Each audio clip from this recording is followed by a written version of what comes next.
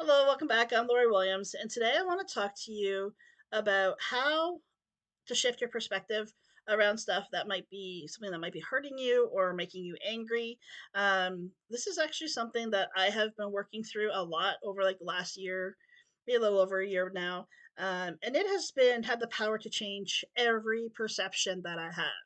So it literally is around changing your perception. So I'm going to use the example. I actually shared this with someone this morning, and I'm going to use the example that I shared with her. And what it was that um, I have been a single mom since 2007. My kids are almost 18 and almost 20 now, but I raised them 100% on my own. That was their bio father's like his choice to do that was to walk away, which was fine.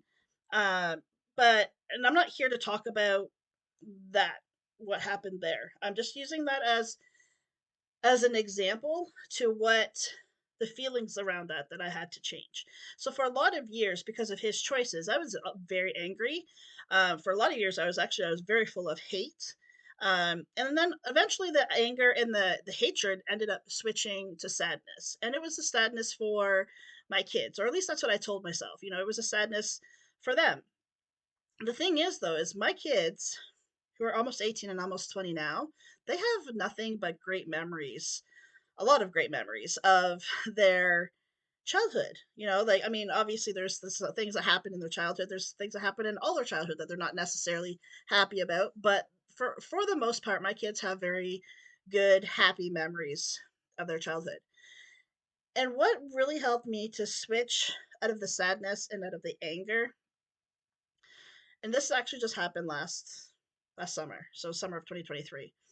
But what helped me to shift out of that is I sat back and I realized that first of all, my kids are older now. Like they're almost 18 and 20. They have the relationship that they want to have with their biological father. Um, that being said, is it an ideal father child relationship? Not necessarily. But it works for them. And they're old enough now and they've got the opportunity to define a relationship with him that they have wanted. So, and that's great. I totally encourage that. But for me, I was like, well, why? I mean, if they're already having the relationship that they want to have with him, why am I still sad for them? I should be happy for them. I should be, like I said, I encourage it, but I should be happy for them. I should be able to let the sadness go.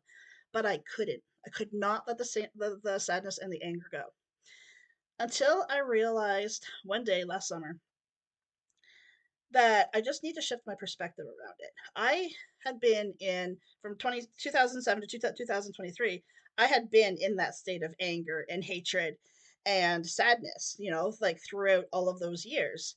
That was just became my normal. So once I recognized that I needed to shift that perspective, it actually became quite simple. So how I did it was I started looking for the good things. I started looking for instead of looking at like why I was sad about my kid's biological father not being in their life, what was I happy about?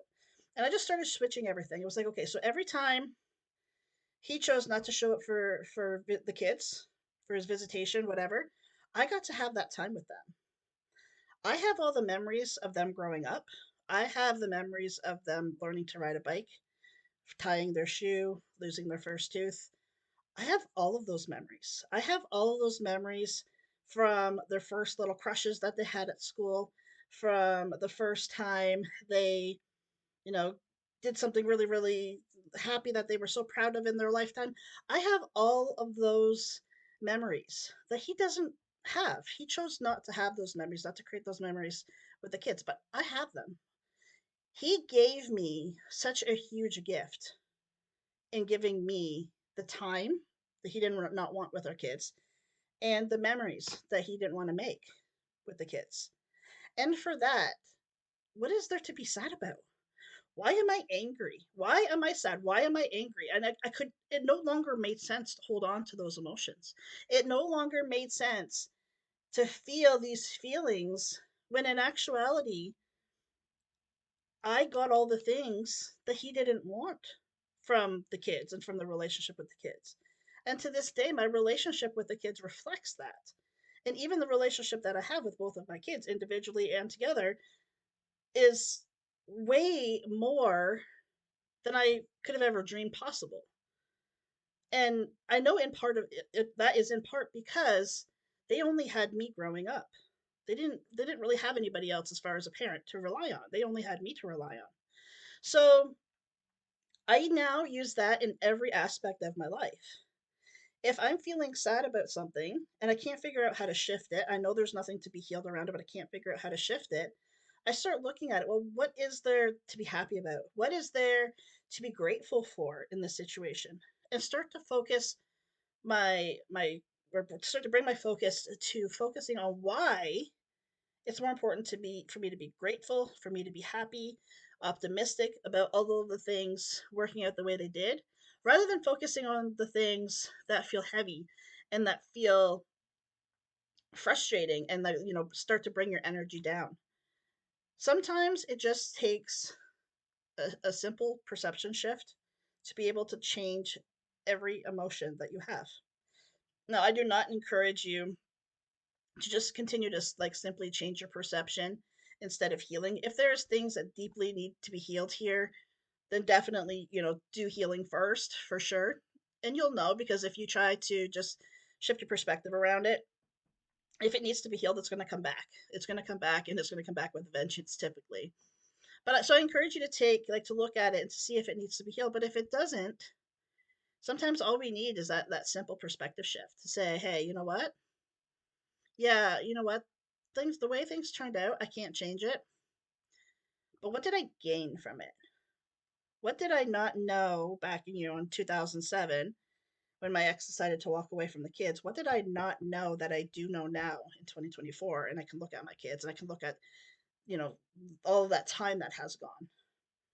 The one thing that you have as the person that you are now is a greater understanding and a more uh, fuller perspective of like the bigger picture perspective than you did when you first started going through it.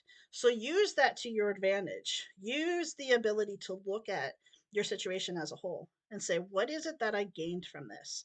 Yes, this was absolutely horrible. But what did I gain from it? What how can I shift from sadness to sadness to gratitude? Whatever it is that you're needing to shift from. You focus on what good came out of the situation, because the truth of it is that there's going to be every situation, there's going to be both good and bad that come out of it. The one truth about every situation you have ever gone through is you have do not have the ability to go back and change it, but you do have the ability to change how you look at it. That is where your only power is as far as the past is concerned. You do not have the power and the ability to change anything. You do have the power and ability to change the way you look at it, though. So I encourage you to look at it through the lens of what did I gain from this? Even if it's a lesson, if it's a stronger awareness, if it's an understanding or a knowing of yourself that you didn't have before. All of these are huge. These are gigantic, amazing, incredible things that you now have because you've gone through the situation that you did. You never have to be a product of your circumstances. You can use those circumstances to help you catapult into the person that you're meant to be. Thank you so much for joining me today. I'll see you back here next time. Until then, take care. Bye for now.